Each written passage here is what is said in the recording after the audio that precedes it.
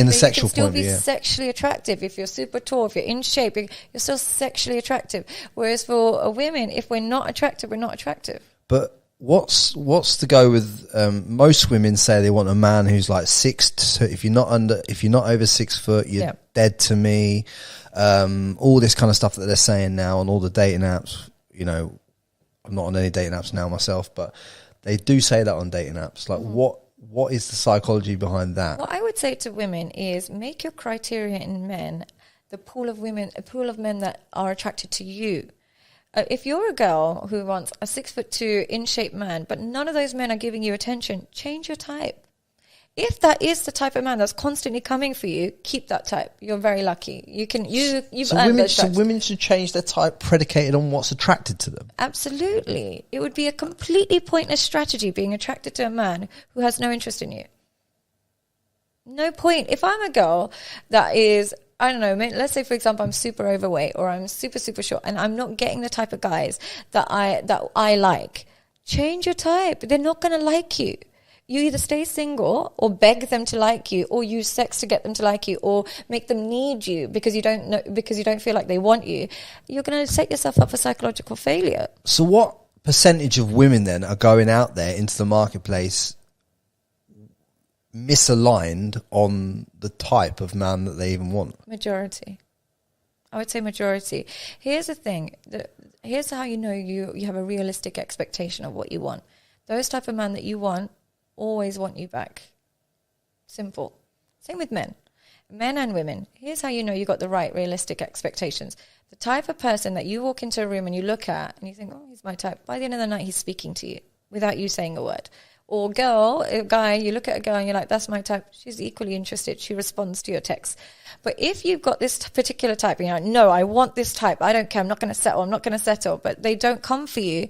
You're deluded. Yes. I've never even thought and I've had this conversation with many clients. I didn't think that you could kind of change your type. I'd never even thought of the concept of changing type. Well, here's the thing. That works for men too, right? Yeah, men and women, change your type to the people, because here's the thing. They see it as settling. What if you're a man though who doesn't like the type that he's attracting?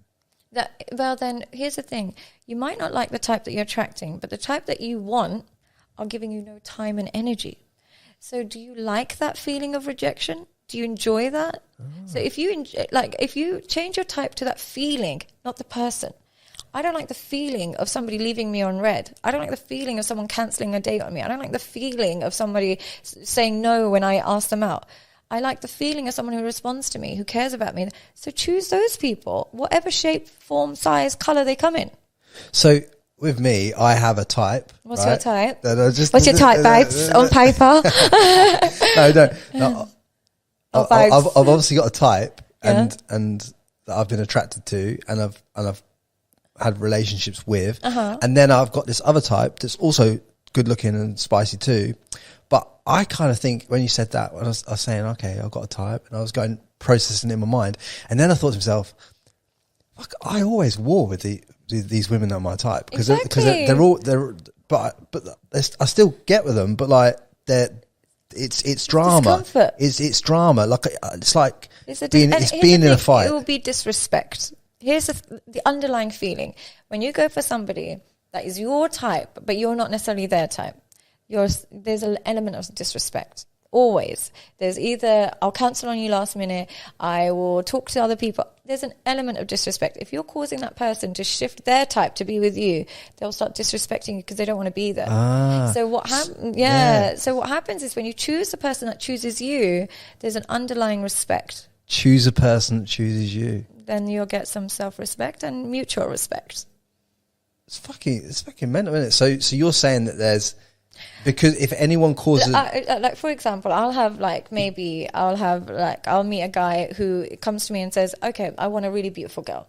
I want a really, really beautiful girl. She has to be 6 foot, like 5'6", tall, beautiful, blah, blah. I want a beautiful girl. And he's not their type. Yeah, he might be super short. He might be overweight. He might be a bit older. He's not their type.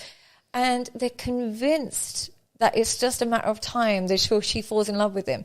But here's the thing, that supermodel girl doesn't have to compromise. So if you are super short, if you're super old, if you're super overweight, she doesn't have to compromise. Why would she choose you? Choose a girl that chooses you, because then she's not resenting you for having to compromise. Right, and like I say, choose a girl that chooses you, but you're not saying don't choose a non-attractive girl. No, she could be beautiful. You're saying be beautiful, but actually she chooses you. But because she chooses you because you are her type. Yeah, you now have peace as a man. You have respect. This is one thing that men do online. We want peace. We want peace. We want peace. Peace is created. It doesn't just happen. So these guys will be coming home late, liking girls' pictures online all day, talking to other people and this, and then be like, why aren't you my peace? Look, selection and behavior. They're not your peace because maybe she is somebody you chose badly, or you're indulging in behaviors that aren't conducive to peace. Peace is created. So they come on all these podcasts and like, men just want peace, men just want peace, but I'm going to do my thing and I'm going to go sleep around and I'm going to go to the club every night, but I just want to come home to peace. No, babe, it doesn't work like that. You create peace. It's just mad how you make it sound so fucking simple. Like, it is that simple. I know. You create. Here's the thing: they think it's a magic formula. They think that they're going to meet a girl and she's just going to be his peace. You come correct. You create that peace by your behavior. Well, firstly, by your selection process. You don't choose a woman that's chaotic and got too much, chaos going on. You choose someone who also likes peace. But secondly, you also create peace in your home by acting in a way that's kind, considerate, respectful, loyal. Peace is an inevitable outcome. But if you want to act, so peace is the byproduct essentially to all. Absolutely, peace is the peace that men want these days and talk about objectively is a byproduct of the selection process that they should have in place. So what you're saying, and their behavior afterwards, and their behavior with. Once and the way they conduct themselves with that type of woman. Exactly that. So essentially then, how does a man and a woman get their selection processes down pat? Are you saying, like, objectively, write it down on a piece of paper exactly what you want? Or I'm a really anti manifest, and I'm not really like that. I'm very practical. Here's how you select peace. You have a list of deal breakers. I cannot tolerate this behavior. So this is what you term as red flags. Red flags, deal breakers. I can't cooperate with this. It might be religious, it might be promiscuous, or if you've got this kind of behavior, that kind of past, whatever it is, I can't, you might have a criminal past, whatever it is. Loyalty, these are my deal breakers. I can't be with you because of this. Now, I go through dating with that in my mind. I look at the person, and even if they have fantastic qualities, they're beautiful, funny, successful, but they've even got one deal breaker, khalas, there's no point. Yeah, what was that word? Khalas, sorry, I'm in Dubai. Well, and I also say inshallah a lot as well. I might need to have a little subtitle. But what did that word mean? Done, finished. Yeah, so if they have even one deal breaker. But here's the problem. People will find somebody that they really like who has a million deal breakers and then try and cling on to that person and get them to change.